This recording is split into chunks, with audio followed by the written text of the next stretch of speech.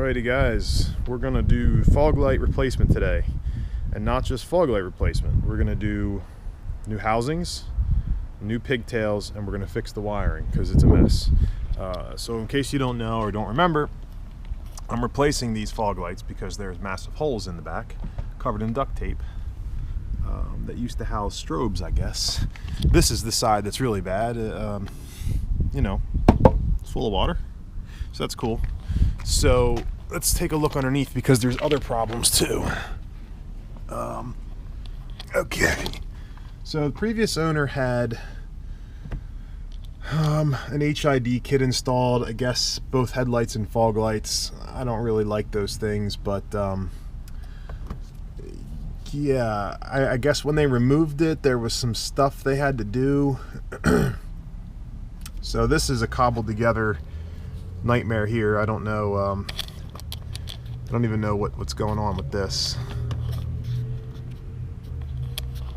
If it's the same, if it's the right plug, it doesn't fit the bulb very well.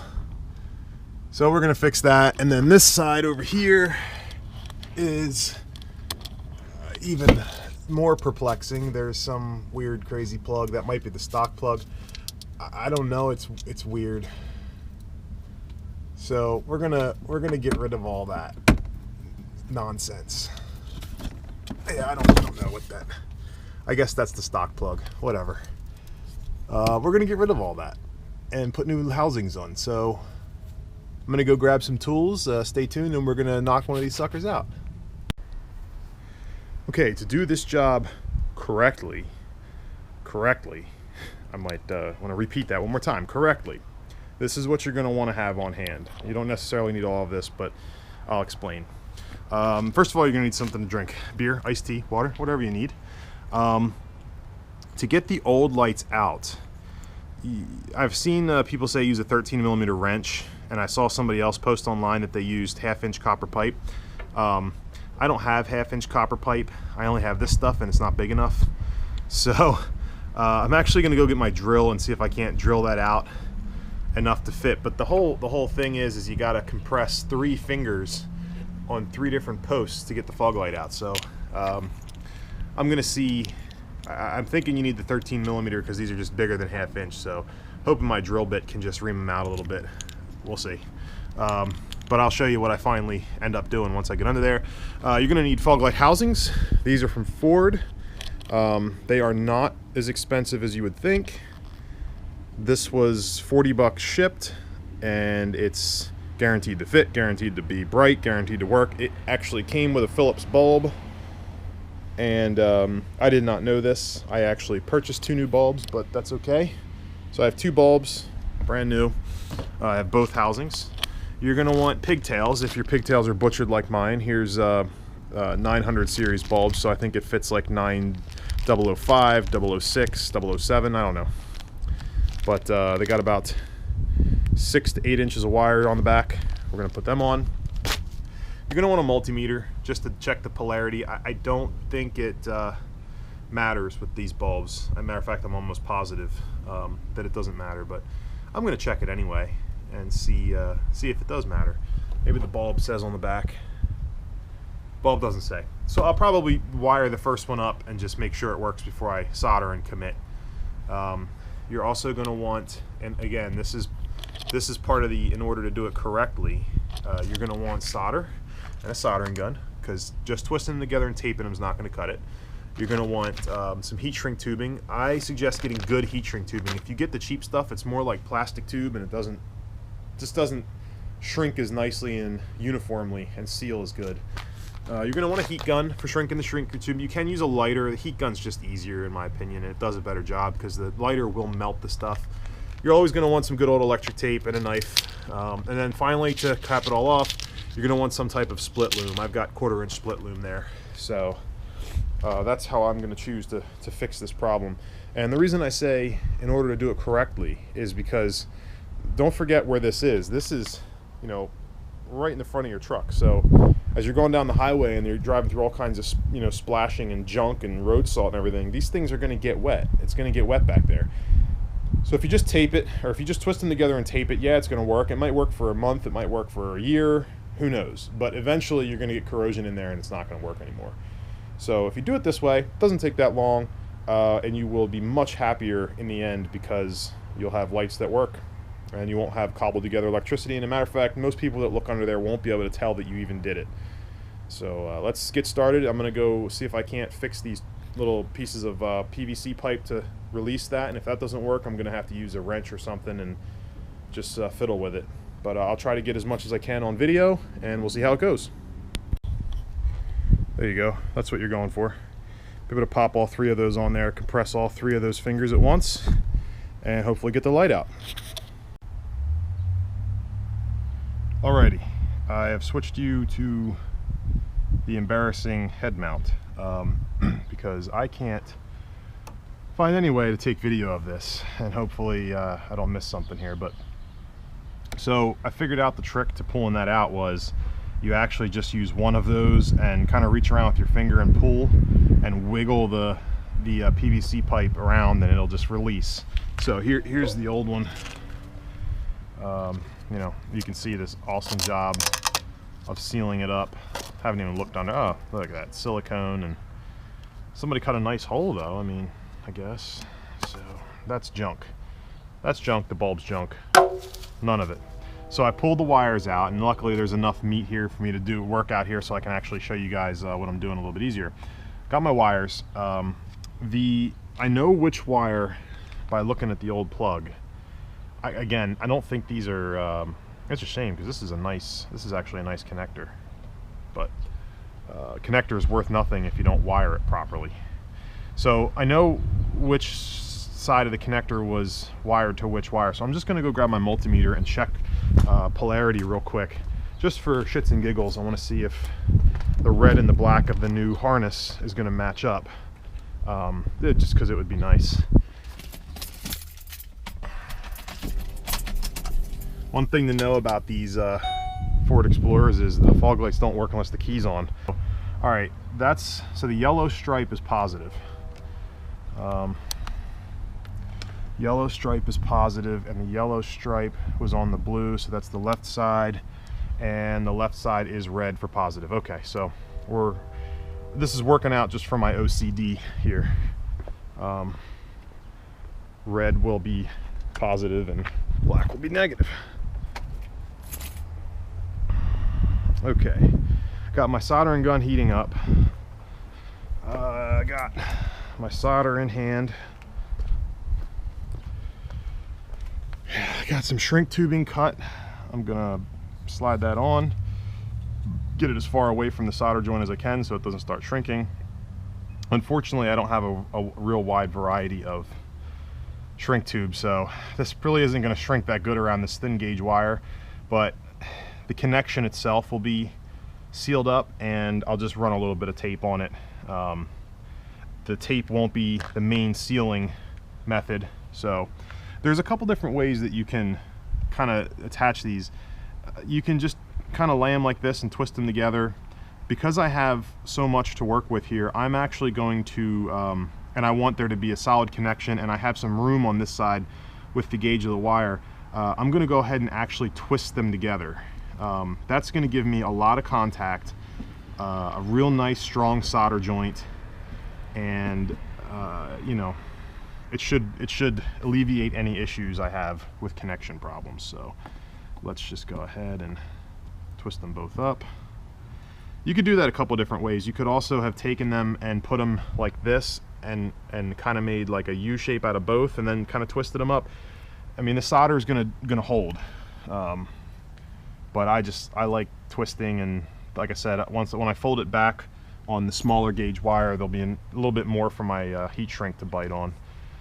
This soldering iron really stinks, so those of you that don't know how to solder, you want to heat up the wires, not the solder. So you're going to heat the wires up until you can touch the solder to the wires and have it melt. Right when it starts doing that, you can pretty much run the solder the whole way along, and the goal is to have the solder wick into the wire, not just lay on top of it.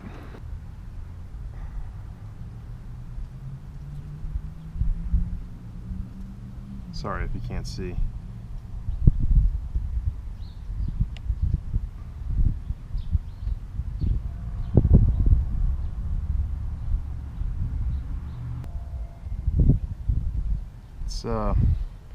let's make sure we have a connection there. Well, it's on. Cool.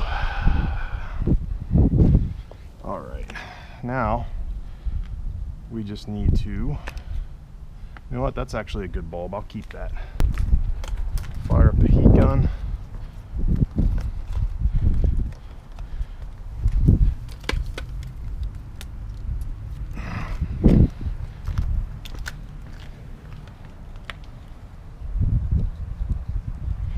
So you want to slip your heat shrink right over the solder joints. Fire up the heat gun. Don't melt your plastic of your bumper. And let it go. Do its thing. There you go. You have two strong, clean solder joints. And we will get some wire loom. You guys don't need to see me do the other side, right? You got it. I'm just gonna go ahead and do the other side. I don't love split loom. It's not my favorite, but it sure does go a long way to cleaning up some wiring. So in this case, we're gonna love it. Electric tape. Always cut your electric tape, by the way. I'm guilty of every once in a while just doing the old pull, stretch and pull thing. And that's all well and fine, but it does kind of lose its, once you stretch it like that, that end doesn't seem to stick as well as the end that, you know, if you don't stretch it, if you just do what I'm doing now and kind of sealing it up. And then back here, I'm going to start the tape on a little bit of an angle so I can pull it tight with the existing loom. Oop, tried to wrap the other way on me. Wrap it nice and tight. Make sure that you don't, try not to, when I wrap tape, I try not to touch the very end of it very often much, because you get your greasy fingers on there and it will not stick, and it will eventually come unfurled and look like half the tape that's on this thing. So we're going to feed that back through, just because fog light's probably never going to come out again. So I'll clean the little bit of road grime out of here. I know this seems kind of anal, but you can see the glob of silicone. Can you see that glob of silicone from when the dude, I guess when he had his lights in there, he had so much silicone on there that it was sandwiched against the fog light bucket. Crazy. Crazy, crazy, crazy. Good enough. All right, let's get the new fog light. I don't know if I have the correct one out or not.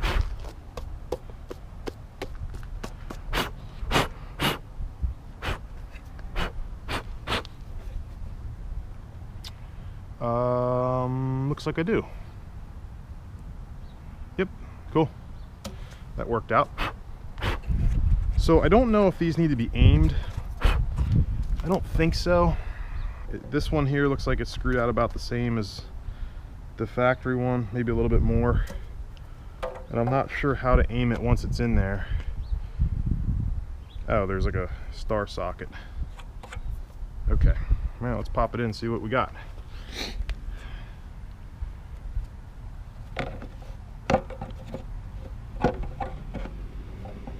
Kind of excited just for the simple fact that this is going to make the front of the truck look cleaner.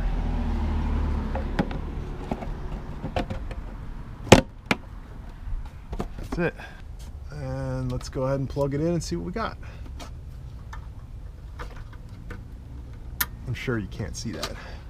Can you see that? I don't know. Let's fire them up. Make sure we got light over there. Oh yeah. Look at that. I don't know if you can see that or not. That's bright. Looks a ton better too. It looks a lot better even off. Looks gorgeous. Got some little body scrapings here. I'm gonna have to get some touch-up paint for that, I guess. But man, that really made a big difference. If the truck was clean and the chrome and everything was clean, it'd be even better. Okay, I'm gonna do the other side. If I run across something to show you, I will. Otherwise, I'll show you the finished product. I just thought it'd be fun to show the amount of water that comes out of this one. But I have to be careful because glass is going to come out too. So do it somewhere inconspicuous that my kid's never going to wind up. Watch this.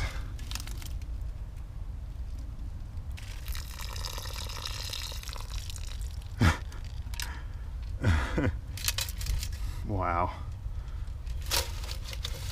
Full of water. There's what's left of the bulb, because the bulb got hot and then the truck moved and water splashed the bulb and immediately just exploded it. So we're just gonna throw these out. Nobody wants them. Junk. The ones without big holes cut in the back have a hard enough time with condensation. And then here's the wire situation over here. Seriously, what in the hell? What is going on? That's the factory plug. That's the factory plug. Look at it. Oh, it's terrible. So they just tapped into this one, but completely replaced that one. I have no clue what they were thinking or what they were doing. Oh well, we'll fix it. Make it better than new. There we go. Both of them working now. And time will tell how bright they are, but they're pretty stinking bright, I think. I don't know if I have to aim them, like I said. We'll find out. Except for the rest of the truck being filthy. I'd say that was a success. So I did the same thing on that one.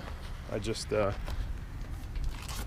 cleaned it up, put the side of the new joint on, new plug. Gotta cut that little piece of hanging tape off there, otherwise good to go. Thing's pretty clean underneath. A couple little moist spots here and there, but not bad. Dirty. Oh, look what I found. I just found another HID bracket or something there. Have to get the screw gun out, get rid of that mess. Don't want any rusty things sitting around. All right, that's it. Any questions, let me know. Thanks for watching.